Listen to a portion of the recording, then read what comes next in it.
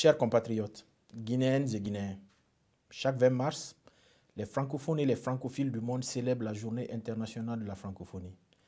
Cette 51e Journée internationale de la francophonie est placée sous le thème « Femmes francophones, femmes résilientes ». Il met en avant la place des femmes dans l'espace francophone pour rappeler que la francophonie accorde à la femme une place prépondérante conformément à la déclaration de Luxembourg de l'an 2000 sur les droits des femmes. Grâce à ce texte normatif, renforcé par l'accord cadre de coopération qui lie l'Organisation internationale de la francophonie, OIF, et l'ONU Femmes, les femmes francophones africaines ont bénéficié d'initiatives et de projets spécifiques. Cette journée coïncide habituellement au mois de la femme afin de mettre en relief leurs droits fondamentaux. Je dirais plutôt qu'en tenant compte de la contribution de la femme à l'édification d'une société moderne et paisible, la femme doit être quotidiennement célébrée. Chers compatriotes, cette année, nous célébrons la Journée internationale de la francophonie dans un contexte particulièrement difficile pour le monde où la pandémie du Covid-19 a pris d'assaut tous les efforts de développement visant au premier plan la lutte contre la pauvreté, les inégalités, le changement climatique et l'insécurité alimentaire dont les femmes sont naturellement les plus vulnérables. L'année 2021 est également le début de la décennie d'action pour la réalisation de l'agenda de développement à l'horizon 2030 qui prend en compte les recommandations de la conférence de Beijing faisant de l'égalité des sexes le facteur essentiel de tout développement inclusif. Avec la pandémie du Covid-19, le numérique est en train de révolutionner les méthodes de travail et rendre les nouvelles technologies de l'information plus que nécessaires pour tous les citoyens du monde, notamment les femmes et les filles rurales auxquelles les nouvelles technologies sont aujourd'hui inaccessibles, en raison du manque de formation ou d'éducation.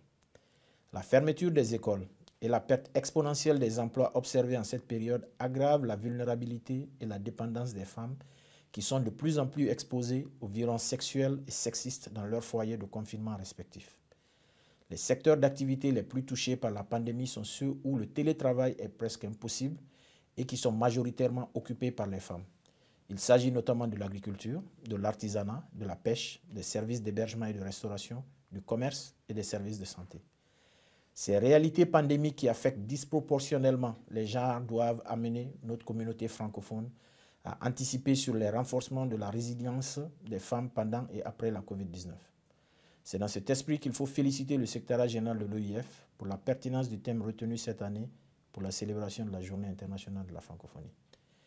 Pendant que la communauté internationale en général et la communauté francophone en particulier s'investissent à éradiquer la pandémie de COVID-19, et construire un monde post-pandémique plus résilient, il convient d'intégrer au cœur des programmes et actions la résilience féminine dont la clé de voûte est la promotion et l'autonomisation des femmes. Les femmes guinéennes ont suffisamment montré leur capacité de résilience depuis l'indépendance de notre pays, la République de Guinée, le 2 octobre 1958. Des plus illustres aux anonymes, les femmes guinéennes ont été à l'avant-garde de tous les combats. Au nom de son Excellence, Monsieur le Président de la République, professeur Alpha Condé, c'est l'occasion de réaffirmer ici que la Guinée, en tant que membre de plein droit de la francophonie, ne ménagera aucun effort pour la promotion des droits sociaux et économiques des femmes. Dans ce contexte, la République de Guinée, qui en plus de la signature et la ratification de nombreuses conventions internationales relatives aux droits des femmes, a intégré dans sa nouvelle constitution, en son article 9, la question de l'égalité des sexes pour garantir aux femmes et filles la même chance que les hommes et les garçons. Afin de traduire cette vision politique en action concrète,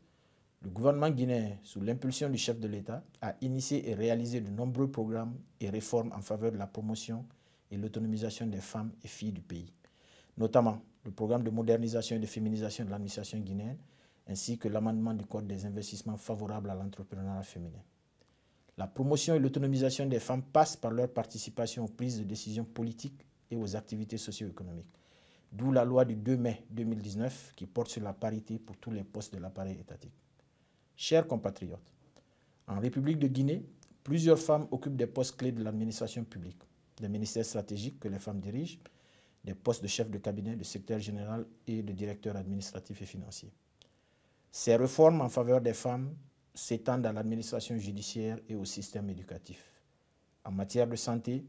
le gouvernement guinéen a élaboré et mis en œuvre une stratégie nationale actualisée sur la santé sexuelle et de la reproduction qui a intégré les dispositions de réduction de la mortalité maternelle, néonatale et infanto-juvénile, les soins aux femmes victimes de fistules obstétricales, la planification familiale, la promotion de l'allaitement maternel et la prise en charge des victimes de violences basées sur le genre à travers des centres appropriés. Dans sa quête d'autonomisation des femmes, le gouvernement, à travers l'Agence nationale d'inclusion économique et sociale, ANIES,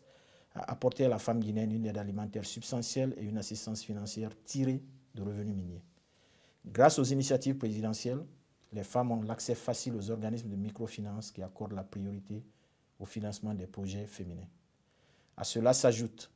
les mutuelles financières créées pour les femmes, la construction et l'équipement des centres d'appui à l'autopromotion des femmes dans les chefs-lieux des régions administratives du pays, le lancement du programme Guinée Business Forum qui prend en compte les femmes et filles rurales. Chers compatriotes, de nos jours, malgré des avancées dans la promotion des droits des femmes, celles-ci sont confrontées, hélas, à plusieurs défis que sont la pauvreté, l'accès à l'eau potable et aux soins de santé primaires, le mariage précoce, la scolarisation des jeunes filles, mutilation génitale féminine, etc. Aussi, faut-il souligner pour le déplorer, le renforcement de la résilience des femmes serait vain tant qu'elles continueront de subir les violences et toute forme de discrimination entretenues par l'impunité et certaines pratiques de nos traditions. Chers compatriotes, je voudrais enfin réaffirmer solennellement que l'avenir de la francophonie est intimement lié à la prise en compte des défis auxquels sont confrontées les femmes, car elles constituent la cheville ouvrière du développement de nos États et gouvernements membres de l'espace francophone. Si la femme est l'avenir de l'homme, il n'en demeure pas moins vrai qu'elle est également le futur de l'humanité. À ce titre, elle mérite la protection et le soutien collectif de notre communauté, celle de la francophonie dont nous célébrons la création et qui nous unit autour des idéaux de paix, de développement et du respect des droits humains pour tous. Vive la francophonie, vive la femme libre et prospère. Je vous remercie.